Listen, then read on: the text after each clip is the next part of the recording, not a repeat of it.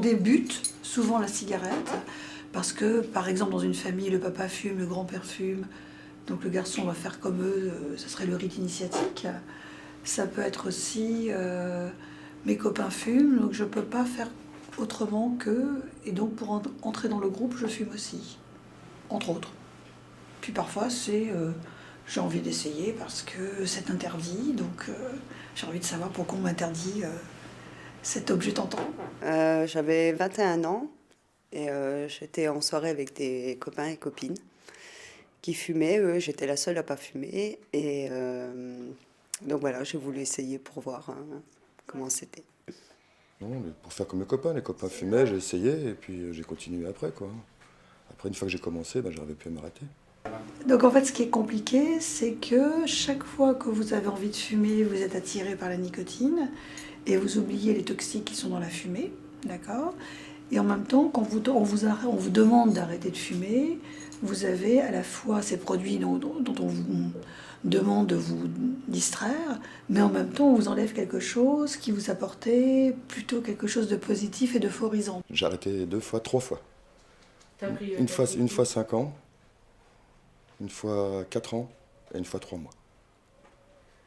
Alors, ce qui rend accro, à la fois, c'est la nicotine, mais malheureusement, tous les fabricants de tabac, aujourd'hui, mettent des molécules qui sont des arômes qui vous accrochent, je dirais, immanquablement à cette marque. C'est un besoin, oui. Ah oui.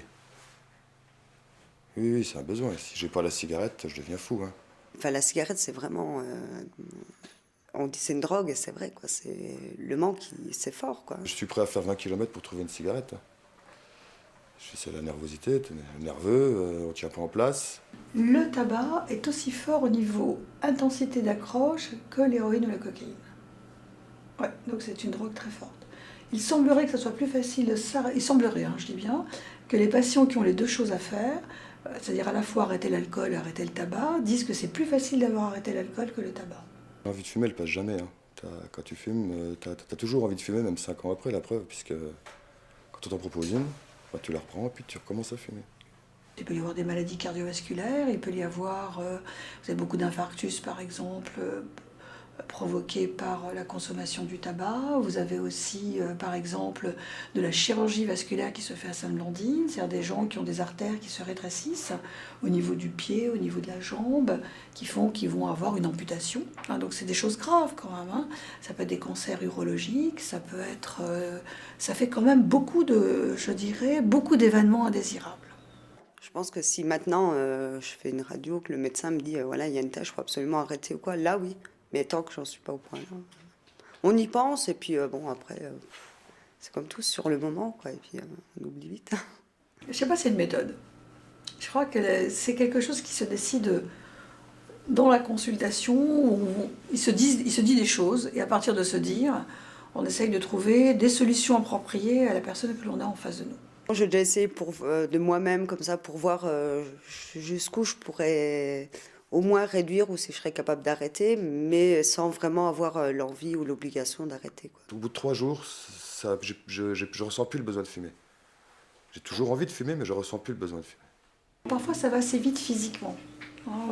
Les quelques semaines et après c'est bon. Psychologiquement, ça dépend vraiment de la personne, quoi. Du temps que vous avez été fumeur, ça dépend de l'instant où vous démarrez votre sevrage. C'est-à-dire qu'en fait, il y a des moments dans la vie où il me semble que ce n'est pas le moment opportun. Et pourtant, vous venez quand même, alors donc il faut accepter qu'on va vous soutenir, même dans ce moment qui me paraît un peu plus difficile. Et toute ta vie, tu te bats.